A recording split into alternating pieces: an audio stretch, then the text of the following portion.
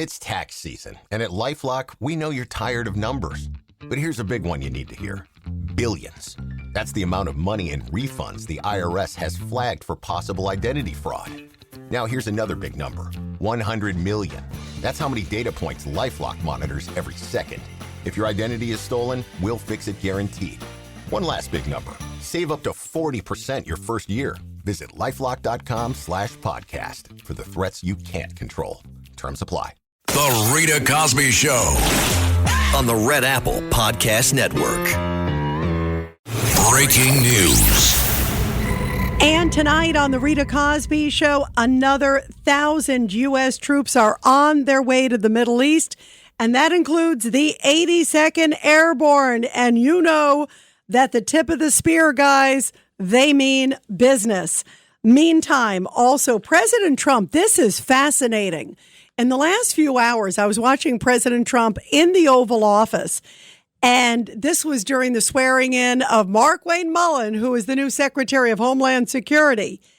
And he said that, yes, there are discussions. There are what you would call negotiations. He says that much of the war has been won, that they really have decapitated Iran, so much so that they now do seem to be having at least some people through back channels negotiating, trying to figure out an end to all of this. That's the big deal. And then he also said that there is some sort of a gift that somebody presented him from Iran. And it's not like a birthday gift. He says it's an enormous gift. And it's essentially a huge monetary win for the United States, tied to oil and gas, tied to the Strait of Hormuz. And he also said that it is something that is significant. Maybe it's opening up the waterways because, of course, Iran has been holding it like a tight fist, not allowing U.S. ships and other ships, only a few of their friends like China and elsewhere, coming through. So what could the big news be? What is the big deal? He says this is a huge gift, and he also says this is proof that indeed somebody in Iran does have some power to negotiate, because they would not be able to do this thing. So he says we got sort of a proof of negotiation, if you will, proof of life, proof of negotiation. He didn't say it's the Ayatollah's son, because there's reports that the Ayatollah's son may be in a coma or maybe 6 feet under. We don't know, like his father. But we do know that indeed there seems to be somebody there who's reaching out to President Trump. And it sounds like President Trump at least believes that there may be some open communication. So what's so brilliant about President Trump is not only is he doing that, on the other hand, he's also doing a parallel path. And he's doing a path where he is also saying, I'm sending more military might to the region. I am sending this elite paratrooping team, the 82nd Airborne. They're on their way there. Maybe it's for Carg Island. Maybe it is also for the Strait of Hormuz, security, whatever it is. But these guys are the best of the best. I've met the 82nd Airborne folks through the years. I did live fire training with them when I was down at Fort Bragg for an assignment years ago. And these guys are fantastic. I mean, they come in the cloak of darkness. They can shoot. They are expert marksmen. These are the ones who do the invasion. These are the ones, remember, who came in during Normandy. So now they're coming in here, and this is a big, big thing. So President Trump, again, parallel paths. He brings in the military might, and then he also says, yeah, I'm open to negotiation. We pounded the heck out of you, and maybe now you're ready to come to the table. So here is President Trump talking about the mystery gift, and I can't wait to hear what all of you think tonight here on the Rita Cosby Show. Do you think it's some sort of opening the waterways? Do you think it's some sort of access to who knows what? Here's President Trump. Because they're going to make a deal. They're going to make a deal. They did something yesterday that was amazing, actually. They gave us a present, and the present arrived today. And it was a very big present worth a tremendous amount of money. And I'm not going to tell you what that present is, but it was a very significant prize. And they gave it to us, and they said they were going to give it. So that meant one thing to me: we're dealing with the right people. Is that nuclear related? No, it wasn't nuclear related. It was oil and gas related. And it was a very nice thing they did. But what it showed me is that we're dealing with the right people. Because, you don't know, because... You don't know. So you would think, listen, it's still a good thing. He believes that this is something substantive. And yet, if you listen to the Democrats, I have heard some of the worst things I think I have ever heard against America. Because if you're betting against the president of the United States at a time of war, which we're in the throes of this big time, and the stakes couldn't be higher when you're trying to get rid of a fanatical, radical regime. And if you can't support, at that point, support the president of the United States and America with the men and women that are out there on the front lines fighting for our freedom, I don't know what to tell you guys. I mean, this is tough stuff. And if you're going to go against the president and almost wish defeat, like we heard some of the comments from Tim Kaine, and we heard also, of course, Hakeem Jeffries saying this is going to be another failed Mideast war, that's deplorable. It really is. It's undermining America. It's undermining world security. Because if America wins here, this would change the dynamic in the world like we have never seen to get rid of this enormous rogue actor. And yet, it's like anybody tied to the Democrats, they just want to undermine Trump. It is all against Trump. It's all, Trump derangement syndrome on steroids. And this, to me, is one of the most shameful remarks I think I've heard in a long time. And I thought I was pretty unfazed with hearing some of the Democratic shaming. But listen to what former CIA Director John Brennan said. He was on MS Now, and he was talking with Simone Sanders, who's one of the hosts there. And this is when the word came down that there was some sort of negotiation between the Iranians and with the Trump administration. And good old John Brennan, former CIA director under Obama, who was also part of the whole huge Russia hoax. Remember, he was one of the folks who signed on the 51 signatures on that. Oh, this looks like a footprint of Russia disinformation when it comes to, all of that stuff with Hunter Biden and the laptop. Oh, this must be Russian disinformation. I'll sign on to it. I'll be happy if it hurts Trump. Well, now John Brennan is trying to clearly undermine, I believe, America. This is outrageous. Listen to what he said about these negotiations and who he believes between Iran and President Trump. Here it is. I am confused how the president of the United States can credibly stand up there before the cameras under the wing of Air Force One and claim the conversations have been had that apparently haven't been had. And I'm also wary of taking the word of Iran. They are an authoritarian regime who's known to lie. But, I'm confused. What is going on? Help me. Calm me down. Well, I tend to believe Iran more than I do Donald Trump, because he could not acknowledge the truth even when it is, he's slapped in the face with it repeatedly. And it's clear that, he is flailing right now. He's trying to figure out how he's going to get out of this debacle that he has created. And so he's going to make these claims about negotiations, that the Iranians now are sending signals that they really want to make a deal, and indicates that they're going to make a deal on our terms. I don't think anything close to the truth in that statement. They may be talking to people indirectly, and we know that the Turks and the Egyptians are trying to find some way to mediate this problem. So there could be some members, distant members of parliament that are out there that are speaking individually, but I don't believe there's anybody speaking authoritatively right now on behalf of the Iranian government with the Trump administration. So I believe the Iranian regime more than I believe President Trump. Is that not an utterly disgusting comment? Utterly, utterly disgusting.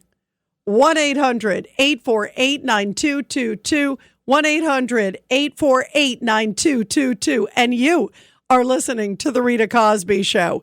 Let's go to Joaquin in Pennsylvania, line 4. Joaquin, can you believe that one? Good evening, Senorita Rita. Gracias. You know, I got to tell you something. This is really disturbing me, quite a bit. This thing what John Brennan is saying, and I'm telling you the truth. It really causes the little hairs on the back of my neck to stand up, because there has to be something else going on to have somebody like him saying something like that. That is so anti-American. And I'm sorry to say, but there's been so many things that I think I've pointed out in the past, that lead me to believe that there are so many in this government for some reason that are behind the Iranians. Because a statement like that, it's mind-blowing. It is. And that's why I said, Joaquin, it's not even just, it's Trump derangement syndrome, but it's also anti-American. Because, right. I mean, the stakes couldn't be higher. You're going up against, the world's largest state sponsor of terror. This is not, tiddlywinks. And we've got men and women in harm's way with our troops going in. And then you've got a guy who's sitting there who's been responsible for, tied to a lot of these bogus, investigations through the years. And the more we hear of the Biden era, it's just more and more shocking. And he says with a straight face, I believe Iran. Like, that's like saying, I believe Kim Jong-un more than I believe any American president, because Kim Jong-un is a nice guy. So is Vladimir Putin. I mean, this is like, it's actually really scary, because some people who watch that, Joaquin, you have to wonder I mean, a couple things. Don't you think somebody on that panel should have said, are you kidding me, Mr. Brennan? Are you kidding me? I would. Where was the questioning of that guy? And what's the result of that? I wonder if somebody is watching that from, whether it's in America, a young person on a college campus that's out there protesting, but doesn't protest for the Iranians. They're protesting for the Palestinians. What about that? And then I also wonder how much that's used for propaganda, Joaquin, because can you imagine that comment? It'll say former CIA director, and that'll get played over and over again in some of these Arab capitals around the globe. That's not good either.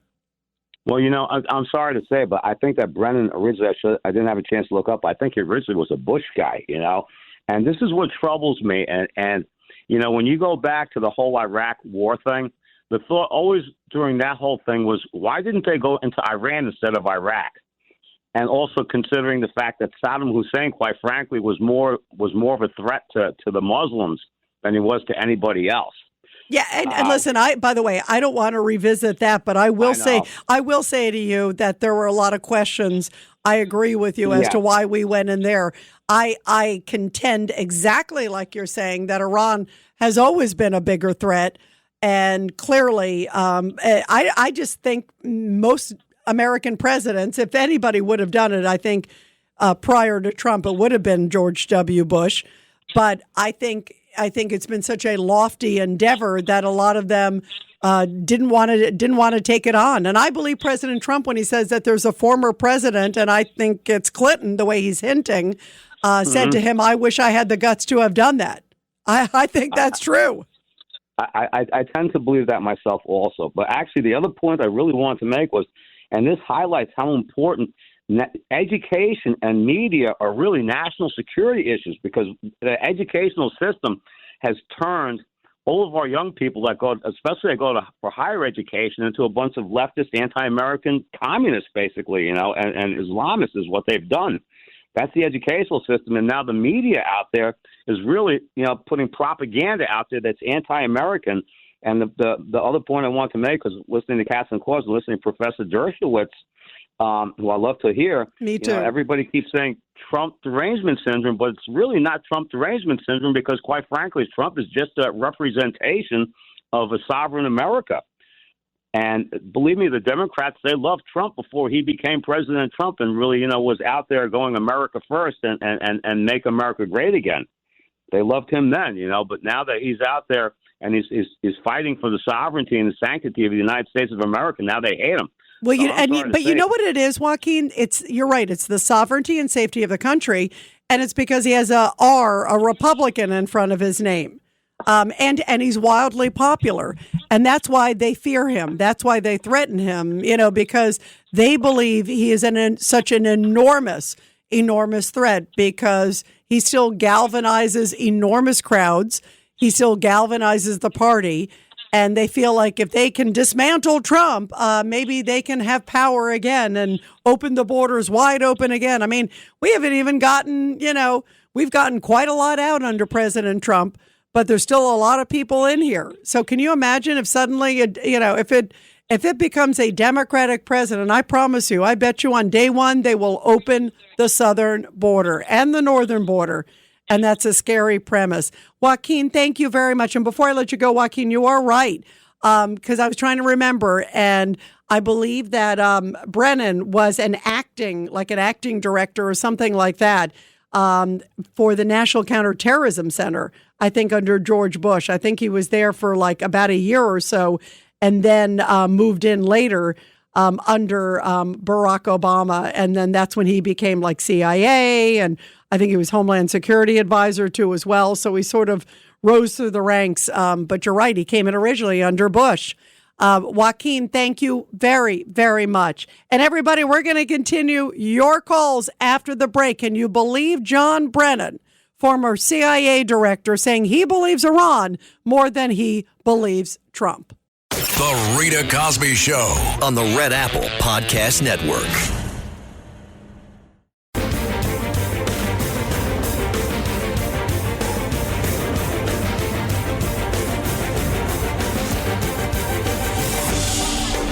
It's the Rita Cosby Show. And get this, tonight, a Democrat has flipped a Florida House seat, a state house. It's a state seat that was originally Republican, and now she is now in that position. It was sort of a surprise election for this House district, the state House district that includes Mar-a-Lago. So now there'll be a Democrat in the Florida State House that essentially overrides and controls at least the area where Mar-a-Lago is. So Trump is used to it, I guess. Now it's right there in his own backyard in the Florida State House. The Democrat is Emily Gregory, and just a few moments ago, she won a special election for the Florida State House district there where Mar-a-Lago resides. The Rita Cosby Show on the Red Apple Podcast Network.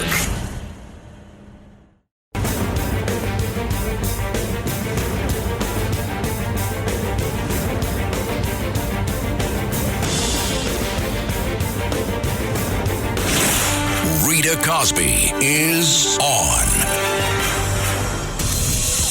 The Rita Cosby Show presents Back the Blue.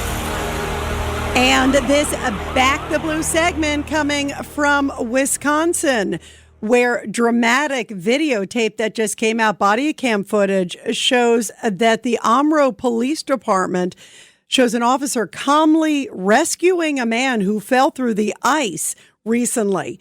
Now, what happened was they got a call last Thursday evening from a man who had reported that he had fallen through ice. There was a 911 call, and it said that the man, 65-year-old, told the sheriff's office, get this, that he had been stuck in the water for about 5 minutes while hanging onto the dock, but he was unable to get out. Incredible that he was able to make a phone call. That is amazing. Well, the officer then quickly arrived to the scene. They spotted the man, and they heard him yell for help, stating that his arms could not hold on much longer. Upon locating him, they rushed over the man. He was half submerged beneath the ice at that point and the dock. Throughout the incident, the officer constantly gave him calm instructions, encouraging the man as he helped to lift him back out of the ice and onto the dock. Incredibly, the man was rushed to the hospital. He does have severe cold exposure, but he was released and is expected to make a full recovery. So that is an incredible story and fast action from our men and women in blue. Well, Pete Hegseth, the Secretary of War, came out, guys, and he said so far the mission against Iran has been an enormous success. He was at the White House today, and he said this will go down in the history books. Take a listen to this. Well, thank you, Mr. President. You're spot on. Never in history has a modern military, Iran had a modern military, a modern navy, a modern air force, modern air defenses, leadership, massive bunker. Never has a modern military been so rapidly and historically obliterated, defeated from day one with overwhelming firepower. The air campaign that we've conducted, that Israel's conducted alongside us, was one for the history books, truly.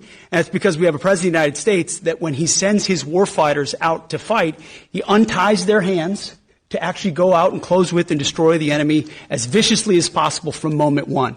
And that's why we see ourselves as part of this negotiation as well. We negotiate with bombs. You have a choice as we loiter over the top of Tehran, as the president talked about your future. The president has made it clear that you will not have a nuclear weapon. The War Department agrees. Our job is to ensure that. And so we're keeping our hand on that throttle as long as hard as is necessary to ensure the interests of the United States of America are achieved on that battlefield. This is not Iraq and Afghanistan. This is not a president who's interested in vague end states. He's been very clear with us about what we need to accomplish, creating the conditions for them never to have a nuclear capability, and that's exactly what we're doing in historic fashion. Thank you, Mr. President. Thank you. That's pretty clear. That's pretty stunning when you see the results of what has taken place. 9,000 targets struck, 140 boats taken out. That's quite an extraordinary action. And I want to play again the comment from former CIA Director John Brennan because it is so repulsive. Again, remember, as we were talking with Joaquin, he came in as an assistant director in the counterterrorism division there under Bush, and then, of course, well through Obama, and he clearly got Trump derangement syndrome because he says in terms of negotiation or stories on this one, he far believes the terrorist Iranian regime. Here is what he said on MS Now. I am confused how the president of the United States can credibly stand up there before the cameras under the wing of Air Force One and claim the conversations have been had that apparently haven't been had. And I'm also wary of taking the word of Iran. Like, they are an authoritarian regime who's known to lie. But, like, I'm confused. What is going on? Help me. Calm me down. Well, I tend to believe Iran more than I do Donald Trump because he could not acknowledge the truth even when it is, he's slapped in the face with it repeatedly. And it's clear that, he is flailing right now. He's trying to figure out how he's going to get out of this debacle that he has created. And so he's going to make these claims about negotiations that the Iranians now are sending signals that they really want to make a deal and indicates they're going to make a deal on our terms. I don't think anything close to the truth in that statement. They may be talking to people indirectly, and we know that the Turks and the Egyptians are trying to find some way to mediate this problem. So there could be some members, distant members of parliament that are out there that are speaking individually, but I don't believe there's anybody speaking authoritatively right now on behalf of the Iranian government with the Trump administration. I don't believe there's anybody. That's what he's saying. Oh, because John Brennan seems to know it all. The guy with the Russia hoax. That's a disgrace. And here is President Trump talking about there are negotiations. And I'm sorry, I believe the President of the United States. Are you going to send Jared Kushner and Steve Witkoff to do direct negotiations with the Iranians? Yeah, well, we're in negotiations, as it turned out. And now you've seen what I said yesterday was exactly correct. We're in negotiations right now. They're doing it along with Marco, JD. We have a number of people doing it. And the other side, I can tell you, they'd like to make a deal. And who wouldn't if you were there? Look, their Navy's gone. Their Air Force is gone. Their communications are gone. That's the biggest problem. It's very hard to communicate them between themselves. All of the anti-aircraft is gone. Most of their missiles are gone. We either shot them or they shot them and don't have them anymore. They're down to a trickle. They're pretty much everything they have is gone. I don't know. Can you name one thing that's not gone, or can you name one thing that's doing well? You know, if you read the papers, you think we're tied. You think we're in a tough battle. We are roaming free over Tehran, the city, Tehran, as opposed to Iran. We're roaming free. We can do whatever we want. And as you know, today we were going to have the privilege of shooting down a very big electric generation plant, one of the biggest in the world. And one shot to the right location ends the plant. It collapses. And we held off based on the fact that we're negotiating. So I tend to think that President Trump is correct. The person who's right there in the Oval Office, who's dealing with these things. This is the no-nonsense guy that went into Iran the first time last June. And he talked about that today, too, how important it was. He said they were literally weeks away from a nuclear bomb. So I tend to think President Trump taking the actions that he's doing now is incredibly important for history, and that he knows if they're negotiating or not. I think he knows a lot better than John Brennan. 1-800-848-9222, 1-800-848-9222. Let's go to Norm in Brooklyn on line 4. Go ahead, Norm. Hi, Rita. Okay, John Brennan. Okay, he was a former member of the Communist Party. He has admitted that and spoken about it, and he is not repentant of that. He is representative of what people call the spook shop. Okay, this guy is completely and utterly amoral. He has done in his career everything that the U.S. government, every evil act the U.S. government has done under other administrations, Obama and even Bush. I mean, from the war in Iraq to God knows what happened with Osama bin Laden, how we basically let him live out his wonderful life in Pakistan all those years. I just look at the man. He is bitter. Look at his face. If that ain't the face of Satan, I don't know what is. Okay. So, I mean, I'm not particularly completely trusting of anybody who's the head of the CIA, but Brennan is the worst of the worst. Okay. And he's going to hell. That's all. That's all I got to say about Mr. Brennan. You know what's sad, though, Norm? I feel like people like John Brennan and those others who signed on to the 51 Intel people and all those, I feel like they have discredited so many good people that work in the government and in the spy agencies and other agencies. There are a lot of great people that work in those agencies. I've known a lot of them through the years. And I never, I mean, 5-10 years ago, if somebody said, okay, well, this is what's going on, maybe 10 years ago, I should put it, because we've seen a lot in the last 5. But in the last, 10 years ago, to think that somebody who was the former CIA director would be blatantly, to me, undermining the president of the United States, that his opinion, whether it's real or not, is he would prefer the Ayatollahs in terms of veracity. Of course that to me is shocking, isn't that, Norm? Because that, and you heard what I said, it can be used. It can be used for fodder. You play it. It's like total propaganda. It's like Baghdad Bob in America, right? Right. John Brennan's playing everybody against each other. Okay. John Brennan is for John Brennan. Okay, he doesn't give a damn about America, American ideals, or anything like that. This guy is just he wants to play, Peter against Paul. That's it. It's all to benefit himself. Okay, and no one, and the stupid left shouldn't legitimize him. Okay, because he'll sell them out too. Okay, he is the worst that America has ever produced. That's all I can say. Yeah, no, you're right. A sellout is a sellout. Good point, Norm. Thank you very much. Let's go to Sal in New Jersey, line 5. Go ahead, Sal. Hello, Rita. How you doing? Thank you for taking my call. Rita, these Democrats, they're treasonous. They're not just anti-Trump, they're anti-American.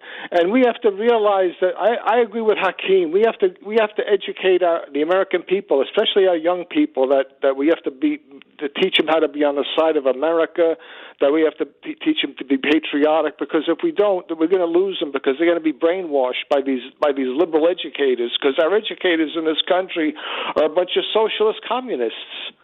And you know, Sal, you hit it on the head. And sadly, I think we have already lost a lot of young people. I mean, who are these people out there at these colleges that are protesting? Sal, I want to get your reaction. Stick with us, Sal, because I want to play this clip by Hakeem Jeffries. Of course, he's the House Minority Leader, Democrat. And you talked about some of the statements that have been made. I mean, Brennan, that's I think, Exhibit A. And Exhibit B could be Hakeem Jeffries, because he was asked about, what do you think about ICE agents at the airports? Because obviously there's a lot of ICE agents now at the airports. Guess what? Surprise, surprise. Now the lines seem to be going better, things to be, and they're there because ICE is funded, even though the Democrats don't want to say that. It's all smoke and mirrors. It's all one big political game. But Hakeem Jeffries actually insinuated that ICE could kill people at the airport.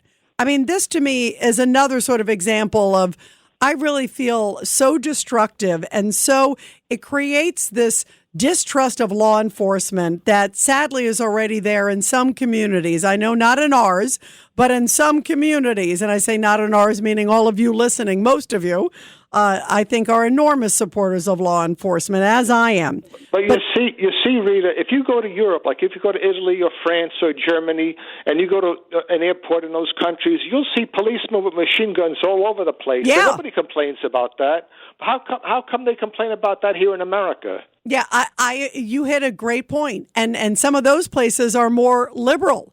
You know, as a country, if you will. I mean, you think about, you know, look at France and look at Italy and some of those places, because I think a number in those countries, they at least understand that you have to at least have strong law enforcement. And there's been a tradition there. And also you think about the history of some of those countries, too. I mean, you know, the history of what happened with France in World War II and others, despite the fact that they have wide open borders and a lot of the places, and then they have these no-go zones, then they also understand that there are certain times where power needs to come in. But it's counterproductive, Sal, right? I mean, like they're working against each other. Yeah, and I would also like to say, Rita, is that Europe is just about finished. They, with all that immigration, those liberal policies, and the socialist economic policies that they've introduced, Europe is just about done, and they don't even want to help us out with the Persian Gulf. I mean, Europe. You mean with Iran right now? With Iran, right? With Iran, right? Yeah, Sal. Sal. Why do you think that is? And it's in their backyard much more than it's in obviously our backyard. Because Keir Starmer and Emmanuel Macron are socialists, and they're sold out to their base. Yeah, I agree. Although I will tell you, I just heard a little bit ago that some of our flights are taking off from a UK base in UK now. I just heard that a little bit ago, but it's way too late. You know, I think they already showed. Sal, hold on. I want to play this clip. This is Hakeem Jeffries. Listen to what he said about ICE. There are three things that have been true since Donald Trump and Republicans came back into power last January. Life is more expensive, life is more chaotic, and life is more extreme. The last thing that the American people need are for untrained ICE agents to be deployed at airports all across the country, potentially to brutalize or in some instances kill them. We've already seen how ICE conducts itself. These are untrained individuals when it comes to doing the current job that they have for the most part, let alone deploying them in close exposure and highly sensitive situations at airports across the country. Sal, what do you make of that? That you shouldn't have ICE in there because they could kill you at the airport. I mean, that is outrageous. Well, that goes to show you that like I said before, Leonard Jeffries and his ilk, they're all anti-American. They're treasonous. That's all there is to it. It's shocking. And you know what, Sal, the most important thing is the American public better wake up, to your point, because we cannot lose this country. And I fear that in some ways we already are losing some individuals in this country. And I go back to the college campuses. Who are these people out there protesting for the Ayatollah in L.A. and in Times Square also? We saw it. And some of them are professional protesters. and they don't seem to mind a protest, even no matter how lunatic and how anti-Semitic and how vile some of the things that they're saying and doing. And they're getting brainwashed, just like you said, by some of the professors and others. And if all they watch is somebody like a Hakeem Jeffries, they think, oh, ICE kills people. That ICE bad, as opposed to, thank goodness, there's an ICE officer. And at least the one thing I can say about France, you made me give a compliment to France tonight. At least at some of the, when you see the police, you're right, they are heavily armed. And a lot of the European countries, they are heavily, heavily armed, even though some of them have their wide open borders and are paying a dear price for the migration, the open migration that they've had in their countries. But they do have heavily fortified law enforcement. We do too. And we should be supporting them and having them more apparent, I think, in some locations, because I think it would thwart a lot of things. A good guy with a gun is the best way to stop a bad guy with a gun or a bad guy with a knife or a bad guy with a bomb. 1-800-848-9222. We'll continue your call. Sal, it was great to hear from you.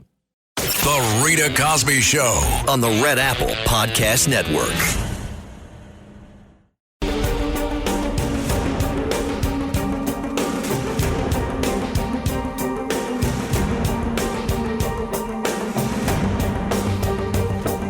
This is the Rita Cosby Show.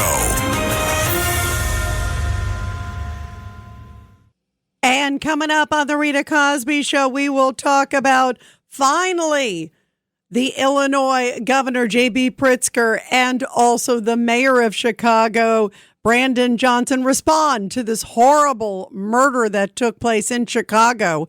But wait till you hear who they blame for it. Not the illegal migrant from Venezuela. We'll talk about that and a lot more. Let's go to Alina in Teaneck on line 1. Alina, go ahead. Great to talk to you. Thank you. Thank you for taking my call. Congratulations, 11 awards. Oh, thank you. Thank you so much, Alina. I'm very honored. And by the way, you will love this. It's by your female peers actually pick it. So to get best talk show for Katz and Cosby, I am deeply honored, you guys. And I love that it's from my female colleagues, which means so much in the broadcast industry. Thank you. It's because of great folks like you. You're very welcome. Well deserved.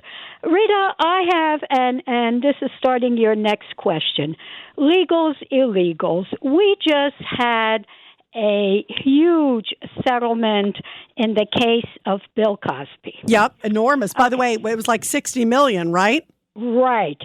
Now, what set that figure? Was it his profession? Was it his wealth? Was it his ethnic background? Or was it his citizenship? He's a citizen. We have illegals that commit horrible crimes, and they're walking the streets. What's happening to our justice system? Rita, you know what? I'm scared. I will say, Alina, that's actually a really good question, because you're right. In this case, the allegation was rape. And also the woman said that like the company essentially kind of covered it up or facilitated where she was, I think, a waitress. But you're right. We seem to be giving illegals a free pass. Obviously, if Bill Cosby did this, he should be held responsible. But it's like this system of the Democrats in particular and soft judges, soft prosecutors. We got to all wake up.